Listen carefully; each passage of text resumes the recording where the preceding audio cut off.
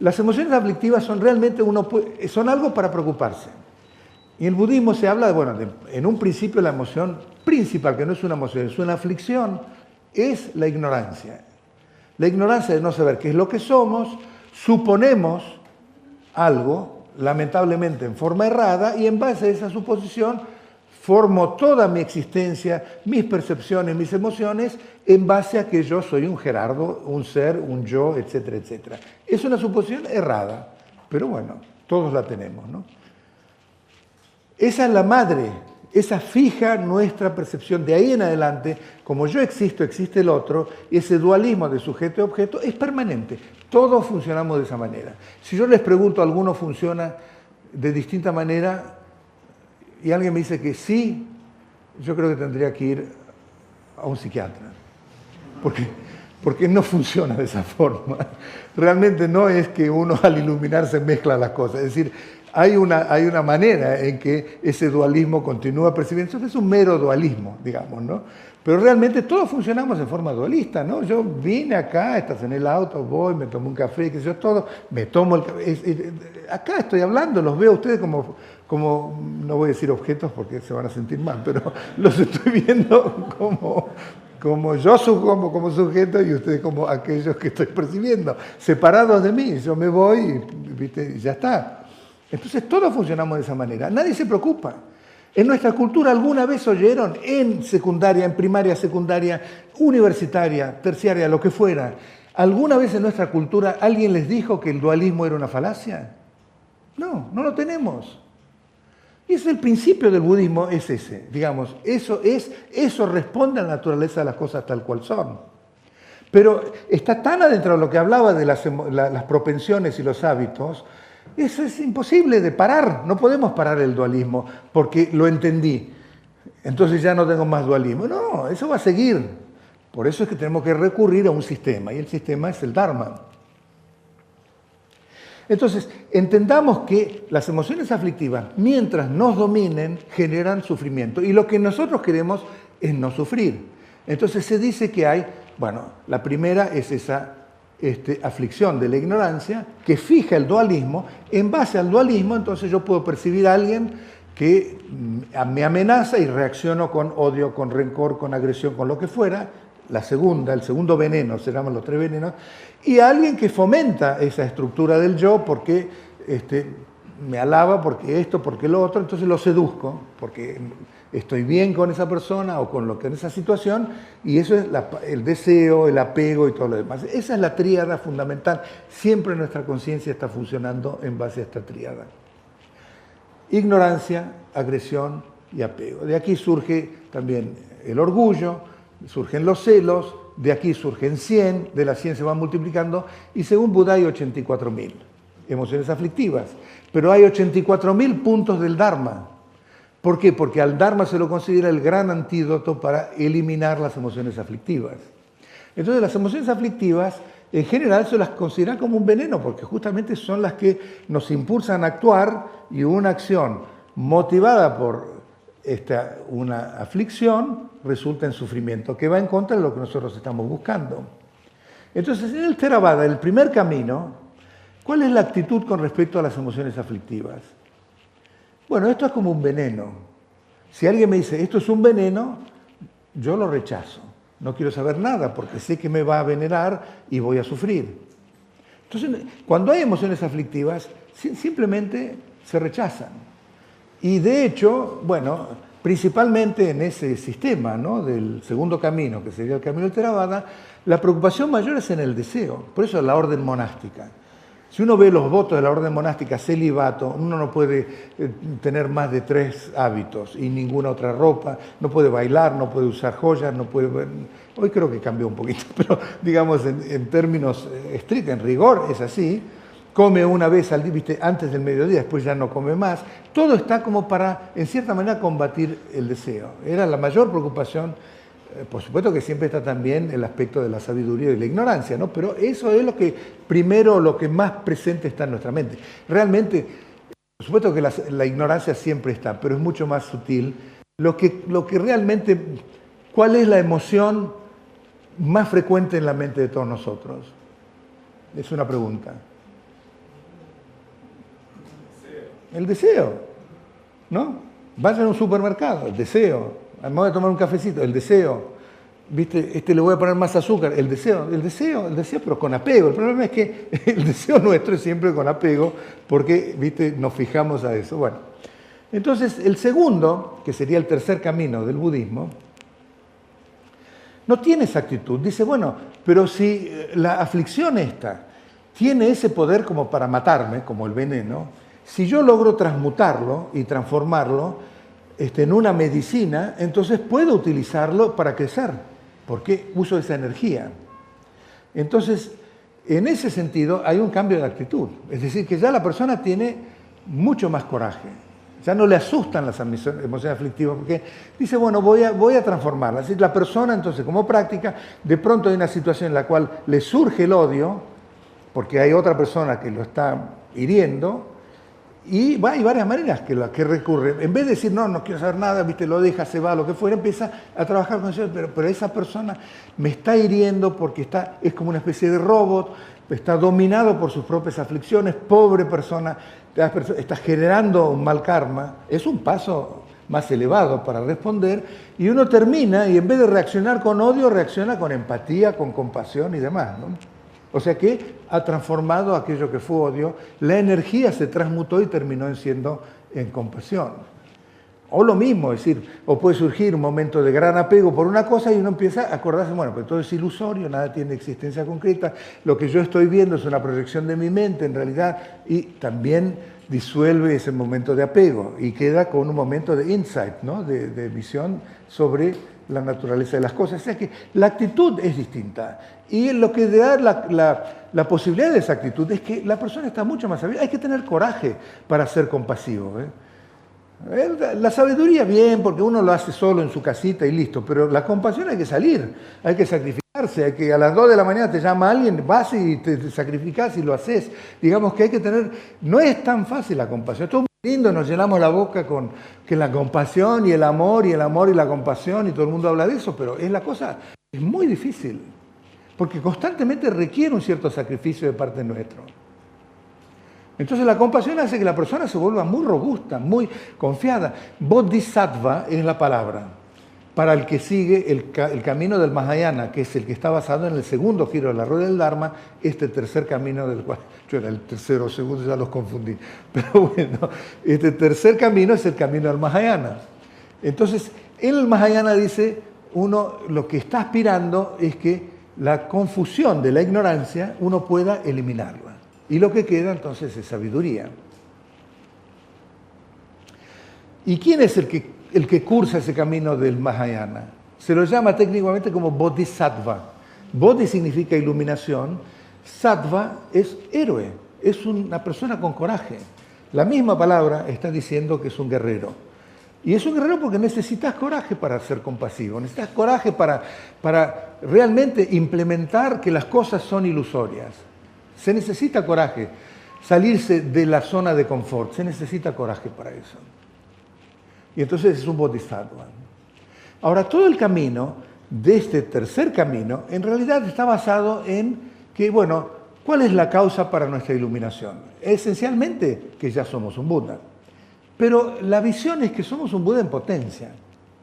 En realidad, esa budidad está cubierta por los velos cognitivos, velos de las aflicciones, que son densos. Entonces, bueno, el camino del Dharma es basado en esa causa y en la causa de generar mucho mérito a nivel conceptual, digamos, en esta con este tipo de percepción dualista que tenemos, generamos buen karma. Mérito es una palabra técnica del budismo para indicar acciones positivas, ¿no? Entonces generamos mucho mérito y también vamos generando y desarrollando sabiduría con la naturaleza de la realidad, y eso mismo es la causa que después como fruto da que lleguemos a la budidad. Entonces es el camino de la causa, ¿ok? ¿Por qué? Porque hay que implementar una causa para llegar al fruto. Eso es importante. Ese tercer camino del Mahayana es el camino de la causa. Recurrimos al mérito de la sabiduría y con eso llegamos. Es decir, que es una progresión en potencia. Es decir, que mi budidad es como si fuera una semilla del roble, que es chiquitita, pero si yo la riego con mérito, con sabiduría, en la analogía, entonces termina como un enorme árbol de miles de hojas y ramas. Y uno termina con la budidad completa, con las cualidades sublimes que son incomparables de un Buda, ¿ok? Entonces, está hablando en ese sentido, es decir, es muy gradual, lleva mucho tiempo, es el camino que siguió Buda, que le llevó como 13 eones para la iluminación. Y entonces el foco está en purificar aquello que nos impide ser conscientes de la budidad. El foco no está tan enfocado en percibir la budidad ya mismo. Entonces hay la confusión, yo estoy en el sendero, mi base fundamental del ser es que soy un Buda, el fruto de todo el camino es que voy a ser consciente de esa budidad, es decir, que el fruto es distinto que la base, no, es la misma, ¿no? Es decir, ¿qué es lo que descubrimos al final del camino? Lo que siempre fuimos, que es un Buda. Pero en este momento estamos en el camino, en el sendero, y estamos en el camino, ¿qué es lo que rige el camino? La confusión de la ignorancia, porque si no tuviéramos confusión, seríamos ya un Buda, ¿no es cierto? Entonces, todo el esfuerzo es eliminar la confusión de la ignorancia, eliminar esto por mérito y sabiduría. Ahora está el cuarto camino, que es más bien el que se enseña en las enseñanzas del Tantra, porque el Tantra en el budismo es el camino más directo, realmente es como un atajo, uno toma un atajo y es distinto el sistema. El sistema en este camino lo que rige es que la misma confusión surja como sabiduría, que el mismo error surja como, ¿cuál es el opuesto del error? La corrección, lo que fuera. Bueno, digamos que el problema sea la solución. No que voy a aplicarle al problema métodos para eliminar el problema y me quedo con la solución. No, en el mismo problema, inmediatamente ese problema está la solución. Entonces es un atajo en realidad. Y realmente tiene mucha fuerza eso. Es decir, ya no me preocupa la confusión, porque la confusión misma ocurre en una mente, pero esa mente nunca deja de ser el estado búdico. Entonces, si yo puedo identificar el estado búdico en ese nivel de cognición de mi mente, entonces eso que era confusión desapareció y ya me quedé con la sabiduría ahí mismo. ¿Ok? Entonces es muy distinto el sistema, porque la concepción es distinta. No es como que mi budidad es potencial y como una semillita de roble y la voy a regar para que llegue a ser el fruto. Ya mismo soy un Buda completo, no tengo que regar nada. En este momento todas las cualidades del budismo, de la budidad, las cualidades sublimes están perfectas, están completamente perfectas. No hay nada que yo pueda hacer en el camino para mejorarlas. Ya están. No quiere decir que existan de forma concreta y demás, pero están. Hay que descubrirlas nomás. Ni existen ni no existen, como habíamos hablado anteriormente, no me quiero meter en eso, pero ya soy un Buda completo. Entonces hay una analogía muy linda, que es la del Garuda. El Garuda es un pájaro mítico, no sé si mítico o no, existe también el hinduismo, es el ave de Indra, ¿viste? Donde Indra vuela. Y el Garuda, vieron que nacen, ¿qué pasó?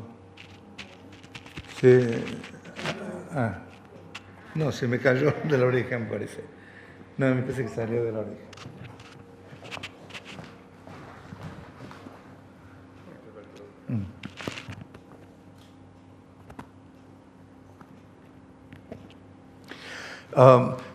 Bueno, todas las aves nacen de un huevo, pero vieron como cuando se rompe el huevo de un pollito o lo que fuera, ni sabe caminar, no va a volar nunca, ¿no? En cambio el Garuda, la característica que tiene es que apenas se rompe la cáscara del huevo, sale volando, ¿no? Apenas se rompe aquello que nos impide ver nuestra budidad, ya salimos como Buda. Ese es el principio del Vajrayana. Es decir, que no es una cosa gradual. Por supuesto que uno, para ser de esa manera, también tiene que tener las cualidades. Es decir, hay casos de iluminación instantánea en el budismo. No son muchos, pero hay. Y esos no existen en el Mahayana, existen en las enseñanzas del Vajrayana, porque de pronto una persona era común y se rompió y se convirtió en un Buda completo. Por supuesto que tampoco es, en alguna otra vida había hecho lo necesario para que eso ocurriera, pero la cuestión es que, pero la metodología es importante acá. Porque en el caso del tercer camino, el caso del Mahayana propiamente dicho, no difiere. El Vajrayana tiene el mismo tipo de motivación del Mahayana, porque la motivación es bodhicitta, se llama, que es que uno está ansiando alcanzar la budidad para beneficiar a todos los seres. No tanto, por supuesto que uno se ilumina también, pero se ilumina porque sabe que de esa manera tiene muchísima más efectividad para ayudar a los demás seres. Y esa es la búsqueda, ¿no sé? El propósito propio, iluminación, y con la compasión ayudar a los demás para alcanzar también ese nivel de budidad. Entonces, el Vajrayana o el Tantra y el Mahayana comparten la misma motivación, a diferencia del primero. ¿Cuál es la motivación del primero? Yo quiero liberarme del samsara. También comparte el mismo punto de vista filosófico, el camino del medio de Nagarjuna y demás, que es un camino filosófico, es el más elevado que hay en el budismo. Los dos también tienen ese principio. Pero el Vajrayana tiene una infinidad de métodos gigantesca, muchos mayores que los del Mahayana. Y la metodología es muy distinta. En el caso del Mahayana, era gradualmente voy a purificar todo, porque el foco estaba en la impureza, el foco estaba en la confusión. Quiero eliminar la confusión. En el Vajrayana, por la misma metodología en que uno se relaciona con un maestro tántrico, el maestro tántrico le da una iniciación, le indica la naturaleza de su mente, por algún método, por lo que fuera, y uno tiene un atajo y percibió la naturaleza de su mente. Teóricamente, digamos, idealmente tendría que ser así. Entonces, ¿qué es esa naturaleza de la mente que percibió? ¿Es distinta que el estado de Buda? Bueno, no podemos decir que es distinta. Si yo veo la luna, la primer luna, ¿vieron cuando sale? Después la luna nueva, que es totalmente oscura, después hay una rayita así minúscula. ¿Yo puedo decir, eso es luna? Puedo decir que es la luna. No es la luna completa, pero nadie me puede decir, no, eso no es la luna, es Marte. Es la luna. Entonces, cuando uno percibió la naturaleza de su mente por distintos métodos, hay distintos sistemas o lo que fuera, es un atajo que uno tomó. Y ya sabe cuál es, de todos los estados mentales que tiene, ya sabe cuál es el estado natural de su mente, que es lo mismo que el estado búdico. No en su plenitud completa, porque todavía todas las cualidades no se han manifestado, pero ya lo identificó. Entonces, todo el camino no consiste en eliminar lo que me impide, es mantener presente ese estado. Y cuando uno se distrae, porque por hábitos va a volver al dualismo, va a volver a la mente del yo y el otro y todo ese tipo de cosas, vuelve a reconocerlo y así una y otra vez va formando una continuidad. Entonces, en vez de ser el camino de la causa, se transforma en el camino del fruto, porque lo que uno mantiene constante es el fruto, que es el estado búdico, en la medida en que uno es consciente, mayor o menor medida, de acuerdo con su práctica. Y es la fuerza misma de esa cognición pura, porque es ese estado de cognición pura, es la cognición búdica, que ha identificado, por indicación del maestro, por lo que fuera, la misma fuerza purificadora, por así decirlo, mientras esa se prolongue, todos los elementos, digamos, distorsivos, de hábitos y demás, van perdiendo fuerza, por la fuerza de la verdad que cunde y que se mantiene y se prolonga. Es el camino del fruto, es decir, lo que se mantiene presente es el fruto. Y no importa tanto todo el resto. Todo el resto es fortuito, es decir, las aflicciones sí son fortuitas, pero las aflicciones entonces, ¿qué son? Y las aflicciones en esencia son también sabiduría, porque todo tiene una contracara. Es decir, cuando nuestra naturaleza búdica manifiesta su energía, que es energía de sabiduría, y esta energía atraviesa toda la estructura defensiva del yo y la falacia del yo y todo eso, entonces esas distintas energías de sabiduría, recuerde que yo había dicho que no estamos separados nunca de nuestra budidad, esa es la fuente de toda nuestra existencia, entonces a través de toda esa distorsión creada por la estructura egoica, una energía de sabiduría termina siendo apego, otra energía de sabiduría termina siendo odio, y así sucesivamente. Entonces la contracara de esas emociones aflictivas es también parte de la sabiduría búdica. Y entonces en esa técnica es distinto, es decir, como se basa en mantener el fruto, cuando surge una emoción aflictiva, uno tiene que tener la capacidad, ahí mismo también está la cognición pura. Entonces tiene que tener la capacidad para extraer la cognición pura de ahí, que vio y ya experimentó de acuerdo con la indicación del maestro y todo lo demás. Y entonces en vez de meterse y ser dominado por el odio, por la pasión o por lo que fuera, uno mantiene esa continuidad del estado natural de su mente. Y así progresivamente, entonces todo el resto se va eliminando por su cuenta. Es decir, todo aquello que no tiene realidad válida, emociones aflictivas, percepciones erróneas, hábitos que no representan nuestra naturaleza esencial, por la misma fuerza de la verdad y de esa continuidad va perdiendo fuerza, va desapareciendo, desapareciendo, desapareciendo, y eventualmente uno, luego de desarrollar todo ese potencial de la verdad, por la permanencia y la continuidad de la verdad, logra lo que se llama el estado de estabilidad. Y eso es el estado búdico, porque ya en ese nivel no hay más propensiones, no hay más hábitos, se ha eliminado toda esa fuerza de hábitos por el mero hecho de que lo que se mantiene presente en la mente es la continuidad de nuestra mente natural. ¿Y eso qué es? Es justamente el cuarto camino.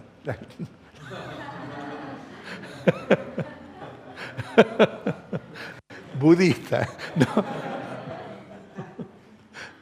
Que es que la confusión surja como sabiduría, es decir, que la aflicción surge como sabiduría, que la confusión surja como sabiduría, quiere decir que el problema es la solución, lo que había dicho, es decir, ya no hay más problema, porque todo se lo percibe como una manifestación de esa iluminación primordial, que es todo. Acá se dice, por ejemplo, todos los fenómenos son primordialmente iluminados. Todo lo que percibimos es una manifestación de esa naturaleza búdica. Claro, en este momento atraviesa todo el sistema de ignorancia y del ego y por eso lo que percibimos es una manifestación de la confusión de la ignorancia. Pero si nosotros vamos a la raíz de esa confusión, vemos que en realidad no tiene una raíz concreta, sino que es simplemente un error. Trascendido el error, hemos percibido su naturaleza esencial, que es la naturaleza búdica, y no hace falta entonces concentrarse en purificar la confusión. Basta con mantener presente ese estado de insight, ¿no? El estado de sabiduría, y eso se encarga de todo, porque es el estado búdico. De ahí en adelante, todo lo que no tiene validez a la luz de la verdad cae por sí mismo, porque no puede ni respirar a la luz de la verdad. Y entonces de esa manera, bueno, nos vamos acercando de una manera muy paulatina en el primer camino. En el segundo no es que quedan anclados los arhats durante la eternidad en ese estado de arhatship, ¿no? El estado de acción personal. Se dice que reciben como a partir de la compasión de los budas como señales o luces o lo que fuera que les empiezan a hacer cuestionar que eso no es un estado permanente y entonces vuelven a tomar renacimiento y siguen el camino del más allá. Eventualmente todos llegan a la budidad. Garantizado. Y bueno, queda un tiempo para las preguntas, que creo que siempre es bastante interesante la interacción. Sí, Gerardo, una pregunta. Cuando uno habla del budismo tibetano, entonces, ¿no? ¿Engloba todos estos cuatro, digamos, caminos o es predominante el Vajrayana en la tradición del budismo tibetano? Las dos. Engloba a todos, pero predominantemente es el Vajrayana. En realidad el Tibet es muy, muy especial. El sentido, el Dalai Lama siempre lo dice, todas las enseñanzas del Buda se encuentran en Tibet. Es decir, está el Theravada porque está toda la orden monástica, Y entonces eso básicamente es la base fundamental, digamos, sobre la cual se edifica el resto. Después toda la práctica es más allá, porque de entrada uno empieza a practicar el bodhicitta, la compasión, y etcétera, etcétera, y también el camino del medio, el camino del Madhyamika, y finalmente las enseñanzas prácticas están del Vajrayana, con toda su complejidad. Y todas las órdenes del Tantra están presentes también. Es decir, hay 4 órdenes del Tantra. Está el Kriya, el Charya, después el Yoga Tantra y el Anuttara Tantra. Son 4. Todos los Tantras fueron ingresados al Tíbet, los practicó. Cuando uno va, por ejemplo, al Japón, en Japón tienen un Tantra, la escuela Shingon, ¿no? Tiene un Tantra, es el Yoga Tantra, pero no los otros 3, digamos. El Anuttara Tantra ni lo practican. En China también tienen algo así, ¿no?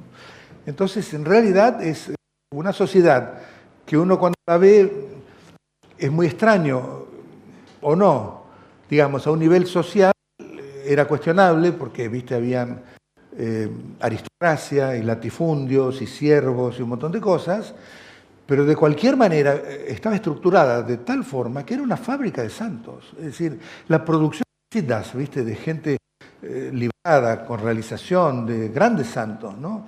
Era impresionante, era impresionante. Eso, lamentablemente, viste, después con la invasión china se redujo, pero hoy en día también sigue ese fervor, viste. Es un tipo de carácter muy fuerte, muy robusto el que tienen los tibetanos, ¿no? Por ejemplo, últimamente Shingon, ¿no?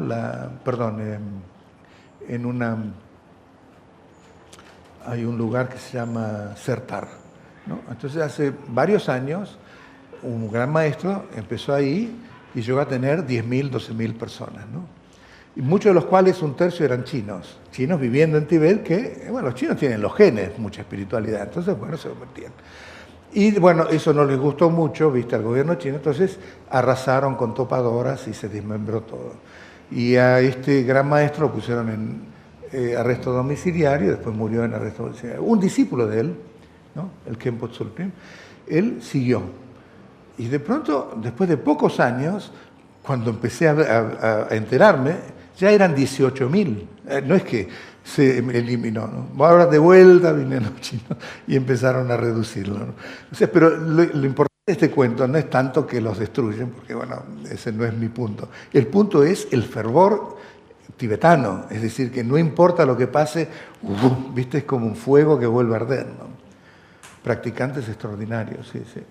Una pregunta Sí. Sobre el proceso que describió y el dualismo del que hablaba, en lo que sería ese cuarto proceso, el cuarto camino. Ahí ya no hay dualismo en la percepción. Bueno, es decir, ahí hay que hablar de 2 estadios, ¿no? Un estadio es la meditación formal, es decir, uno está sentado y lo que sucede ahí es que deja que la mente descanse en su propia naturaleza, ¿ok?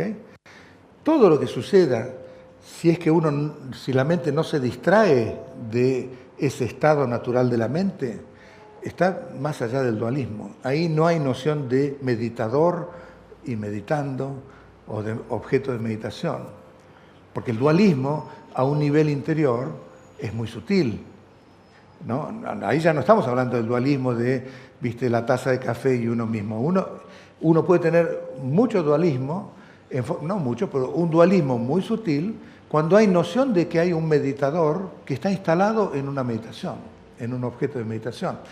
Entonces, ese dualismo muy sutil es lo que Buda descubrió, viste, en todas las meditaciones que recibía antes de formar su escuela budista. Que uno terminaba, viste, como un gran deva, como un gran dios, viste, en un sistema, por ejemplo, que infinita conciencia, infinito espacio, ni conciencia ni espacio, todo ese tipo, es una cosa totalmente abierta en la cual prácticamente no había ni idea de un centro, de un ego, pero siempre estaba la noción de alguien que estaba experimentando infinita conciencia, alguien experimentando. Entonces, el dualismo persistía hasta ese punto. Es muy sutil, ¿eh? Basta que haya un dualismo lo más sutil, no inimaginable, y todavía seguir siendo samsárico. Entonces, en este estado en que la mente idealmente descansa en su estado natural, ahí hay dualismo si hay la noción de que hay un meditador que está experimentando el estado natural de su mente. No hay observador y observado, no hay meditador y objeto de meditación. Eso sería dualismo. Y sin embargo hay una experiencia de sabiduría que trasciende el dualismo. Entonces eso es en la meditación formal. Ahora, cuando tu mente se distrajo de eso, ya estás en el dualismo, porque dejaste el estado natural de la mente y estás en la mente conceptual. Y la mente conceptual siempre necesita un objeto para que haya un evento cognitivo, ¿no? Si yo te pregunto, ¿podés pensar en algo sin que haya algo para pensar? ¿Viste? Siempre uno piensa en algo. Tiene que haber un objeto, porque así funciona nuestra mente conceptual, es totalmente dualista. Entonces, si vos dejaste el estado natural de la mente y te distrajiste, porque ya volviste por hábito al dualismo, entonces ahí sí hay dualismo. Pero entonces ya dejaste el cuarto camino también. Y estás, viste, en la confusión de la ignorancia, tenés que salirte de la confusión de la ignorancia volviendo a reconocer el estado de tu mente natural, digamos, ¿no? Entonces, las situaciones que cuando uno se levanta de la meditación, en la cual generó, viste, la situación propiamente dicha, no está atendiendo el teléfono, no tiene WhatsApp, no tiene esto, no tiene nada, sino que está metido ahí, idealmente, bueno, vos trascendiste el dualismo. Pero después cuando te levantás, idealmente tendrías que también hacer todo más allá del dualismo. Vos tenés, por ejemplo, 10 bumes, se llaman, no sé si oyeron esa palabra, son 10 niveles espirituales desde que uno descubre la naturaleza de la vacuidad, es decir, la naturaleza absoluta de la realidad, hasta llegar a Buda, que es el 11º bume, ¿no? Después del 10º. La diferencia entre el primero, segundo, tercero, hasta el 10º bume, la diferencia en cuanto a la meditación formal, la mente ¿dónde descansa? Descansa en la vacuidad siempre. No hay diferencia. Del primero al 10º. Hay diferencia en el nivel de la lucidez y la claridad y la experiencia, ¿viste? De esa vacuidad, digamos, ¿no? Del estado natural de la mente. Pero no hay diferencia más que esa. Las diferencias que hacen que uno esté del primer bume y no en el segundo, o en el tercero, o en el cuarto, es en el post-meditativo, cuando uno tiene que lidiar con su vida cotidiana. Y ahí es mucho más fácil caer, viste, presa de los hábitos que te empujan al dualismo. Entonces uno va acortando los periodos en los cuales lo ideal es mezclar los dos. Lo ideal es que meditación formal y post-meditativo ya se vuelven uno. Porque entonces estás siempre en el ciclo, operando siempre desde tu mente natural, ¿no es cierto? Pero eso ocurre nada más que en el 8º, 9 y 10º bume, ¿viste? En todos los otros siempre te vas a distraer. Y cuando te distrajiste, ¿cómo definís distracción? Distracción es cuando la mente, aunque esté concentrada, distracción es cuando la mente está operando en forma dualista. ¿Ok? Entonces, por ejemplo, vos tenés una práctica shamatha, ¿no? Que es shamatha es un primer peldaño, digamos, muy importante, porque es lo primero que hacemos, que es calmar nuestra mente y adiestrarla para que deje de estar dominada por la distracción. La distracción es como, ¿cómo se llama? Somos adictos a la distracción. Todo el tiempo, no 1, 2, 3, yo no me distraigo, todos nos distraemos como bestias. No, las bestias se distraen menos que nosotros, pero constantemente estamos distraídos. Estamos pensando todo el tiempo. No estoy diciendo que no hayan pensamientos. El problema no son los pensamientos, el problema es que surge un pensamiento y ya estoy pensando. Y me voy a dormir y después de un primeros instantes que, viste, caes sin sueño, apenas empieza un sueño, seguís pensando. Después te despertás y seguís pensando. Y así pasamos toda la vida. Entonces, en realidad no es que si queremos pensar, pensamos. Y a veces pensamos de una manera bastante ineficiente porque nos cuesta mantener la concentración en lo que estamos pensando, ¿no? Pero si no queremos pensar, no lo podemos lograr, ¿no? ¿Dónde está la libertad ahí? Es decir, que realmente en un principio tenemos que afrontar ese problema de la distracción. Por supuesto que también a un nivel mundano la distracción es inconveniente. A un nivel espiritual es un escollo enorme, mucho más que a nivel mundano. Entonces, eso lo tenemos que resolver. Y la primera práctica es que la mente logramos calmarla, idealmente, en el tal sentido de que está en quietud completa. Vos la pones en un punto y no hay ningún pensamiento, durante 1 hora, 2 horas, suponete, ¿no? Y eso es... pero ahí, ¿cuál es el problema ahí? La mente se calmó, no hay un objeto, las emociones no surgen, porque están totalmente apaciguadas, pero no cortaste la raíz de las emociones, porque la razón por la que eso no es iluminador, aunque sea un paso muy práctico y muy saludable, es porque hay una noción de un meditador que se posa en el ahora. La mente quieta, ¿dónde está? ¿Está en el pasado? No, porque el pasado ya pasó. Solamente existe cuando pensás en el pasado. Y el futuro ni vino, solamente existe cuando pensás en el futuro. Existe en tu mente, digamos. Entonces, cuando la mente está en el ahora, y en ese ahora no se distrae del ahora, hay una mente que se posó en el ahora. Objeto ahora, mente sujeto, dualismo. Entonces, por eso uno puede estar 12 años sin ningún pensamiento, digamos, absorto en ese tipo de meditación, como hay una historia clásica de un meditador, ¿viste? Le creció el pelo y todo eso, estuvo 12 años en una meditación sin levantarse. Y en todo ese periodo, ¿viste? Ratoncitos se habían hecho su nido en el pelo y qué sé yo. Y apenas se despertó, apenas salió de la meditación después de 12 años, empezó a sentir, ¿viste? Y lo primero que le salió fue un odio enorme por los ratones, ¿viste? Entonces había perdido 12 años, ¿viste? No hizo nada con sus emociones, ¿no? Entonces hay que hacer una diferencia, es decir, el dualismo es algo muy elusivo, ¿viste? Muy resbaloso, muy difícil de identificar. Y Buda, justamente todo... El legado mayor del budismo es la clara descripción de lo que significa el dualismo. Vos tenés, por ejemplo, el Vedanta. Yo no sé mucho del Vedanta, pero lo que entendí del Vedanta, por ahí vos me puedes corregir, ¿viste? Por supuesto que es muy ancestral, pero el que revalidó el Vedanta fue Krishnamacharya, creo que fue, ¿no? Krishnamacharya. Y él tuvo toda una educación en la época en que el budismo estaba vigente. Después vinieron las hordas, ¿viste?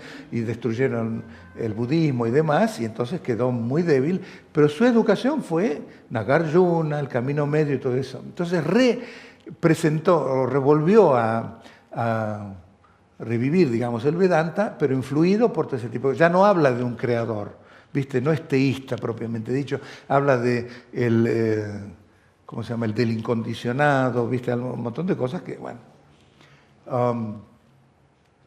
Y que ahora me perdí del Vedanta, ¿qué era? Bueno, entonces Advaita Vedanta, por ejemplo, ¿no? Advaita significa no dual. Entonces yo cuando les pregunto a amigos que siguen, ¿qué es el Advaita Vedanta? Advaita es, no hay dualismo entre vos y Dios. El budismo es muy claro, no hay dualismo entre objeto y sujeto. No hay Dios porque no se preocupa por si hay Dios o no, pero digamos, vos como sujeto y percibís algo como separado objeto. Ese dualismo es una falacia. Algo muy claro, muy concreto. Ese legado del Buda es fantástico. Claro, cuando uno le pregunta a ellos, bueno, pues entonces, ¿qué pasa con todo el mundo? No, lo que pasa es que todo el mundo es una manifestación de Dios. Entonces tampoco hay dualismo con todos los fenómenos porque no hay dualismo con Dios. ¿Viste? Es una especie de un rulo que uno da. Está bien, aceptable, digamos. Pero yo creo que uno de los legados más formidables de Buda es la clara presentación del dualismo. Ese es el mayor problema. ¿Viste? Karmapa es un grandísimo lama, dice... Donde no hay un yo, uno genera la noción del yo. Donde no hay un fenómeno, uno genera la noción de que existe. Ese dualismo entre el yo y el fenómeno es lo que nos está manteniendo constantemente en samsara, naciendo desde una vida a otra, desde tiempo sin comienzo. O sea que es el dualismo, ese es el problema, ¿no? Okay. ¿Cuál es el alcance de la compasión de un Buda?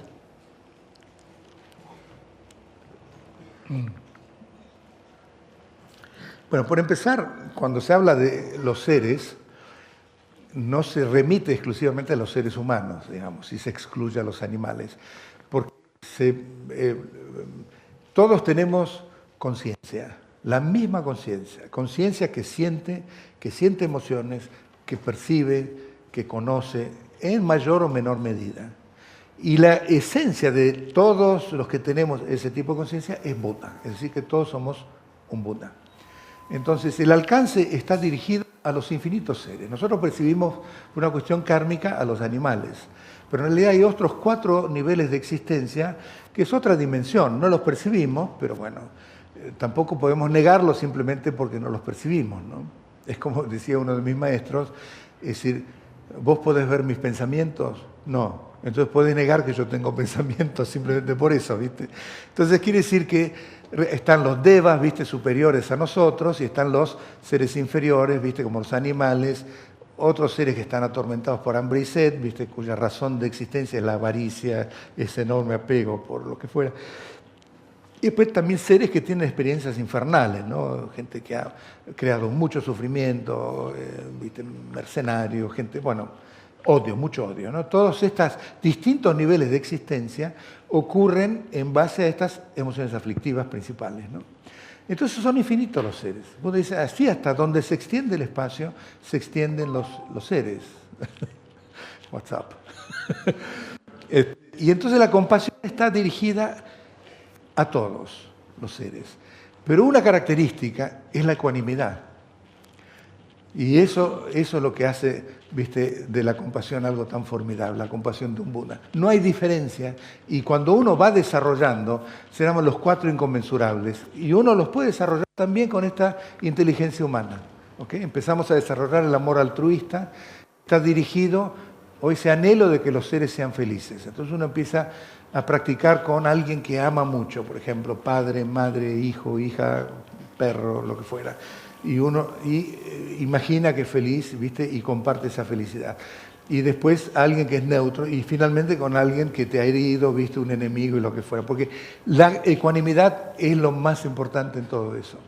Y después la compasión, que es el anhelo de que nadie sufra, y ese es el mismo proceso. Después la alegría, es decir, que eliminar los celos, ¿viste?, que en realidad al principio estás deseando que todos sean felices, cuando son felices, ¿viste?, y le dieron el puesto en el laburo, ¿viste?, uno reacciona, ¿viste?, con celos, por ejemplo. Entonces, para eliminar eso sería el tercero. Pero el cuarto, que se dice como cuarto, que sería upexia, ¿viste?, que sería la ecuanimidad, en realidad está presente en todo. Entonces uno llega a cultivar, como Madre Teresa también, ¿viste? El amor que tenía Madre Teresa por un pordiosero era el mismo amor que podía tener por cualquiera, digamos, no había grandes diferencias. Entonces la compasión de un Buda tiene esa característica, ¿no? Es decir, y por otra parte hay algo muy especial que hace de esa compasión. Nosotros hablamos de 3 tipos de compasión. Una que está enfocada a los seres. Es la compasión que nosotros podemos experimentar ahora. Es decir, cuando ves a alguien sufrir, recién ahí se activa nuestra compasión. Pero si no lo ves sufrir, no se activa la compasión, ¿viste? Uno sigue con su propia vida. No sentís compasión cuando no ves una situación que merece ser compasivo, ¿no es cierto? ¿Por qué? Porque está enfocada en los seres que sufren. Un segundo nivel se llama la compasión que está enfocada en el Dharma, porque por información del Dharma, es decir, uno no se concentra tanto en el sufrimiento inmediato que está percibiendo. Hay un sufrimiento causado por razones más amplias, que son lo de la confusión de la ignorancia. Y ahí están todos. Está Bill Gates, está el pobre, está el rico, está el famoso, el elocuente, están todos. Animal, perro, lo que fuera. Todos, nuestro mayor problema es la confusión de la ignorancia, no ese sufrimiento. Entonces es una compasión más sofisticada, porque entonces abarca a todos los seres. Es decir, cuando un lama recibe a alguien, ¿viste?, famoso, lo que fuera, es lo mismo que se refiere. No hay ninguna diferencia, porque es la misma compasión. Es decir, todos estamos afectados por esa. Si no tuviéramos esa confusión de la ignorancia, seríamos un Buda, entonces no sufriríamos. Y después está el tercero, que se llama la compasión sin punto de referencia, y esa es la compasión de un Buda. Para nosotros, en los 2 primeros, todavía sigue siendo conceptual en nuestro intelecto, que, ¿viste?, activa nuestra compasión a nivel emocional. Pero siempre estamos nosotros, el otro, son todos puntos de referencia. Yo percibo esto, yo percibo la confusión está allá, el ser que sufre está acá. Para un Buda ya deja de ser eso. No es que necesita activarse o no activarse, es completamente parte integral de su budidad. Es decir, que no hay punto de referencia, está siempre presente. Haya o no haya sufrimiento, haya lo que fuera, está siempre presente. Es una forma constituyente del estado búdico. O sea, que es la compasión que ya no la puedes conceptualizar entre un sujeto y objeto. Es la compasión en sí misma, ¿no?